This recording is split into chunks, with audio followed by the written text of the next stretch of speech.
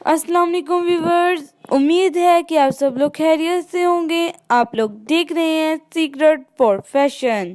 जल्दी से लाइक करें, शेयर करें और जो मेरे चैनल में न्यू है वो जल्दी से सब्सक्राइब भी करें और साथ में बेल आइकॉन को भी ज़रूर क्लिक करें। जी, मैं आज इस वीडियो में लेकर आई हूँ लॉन्ग फ्रॉक्स ब्लैक स्टाइल में। लड़कियों को ब्लैक बहुत पसंद होता है कलर, तो इसीलिए मैं लेकर आई हूँ ब्लैक लॉन्ग फ्रॉक्स। आप लोग मेरी इस वीडियो से आइडिया ले सकते हैं कि आप घर में खुद कैसे स्टिच करें। जल्दी से मेरी वीडियो देखें और आइडिया लें और कमेंट करना ना भूलें। उम्मीद करती हूँ कि आपको बहुत पसंद आए होंगे और जल्दी से कमेंट करें। So let's start the video.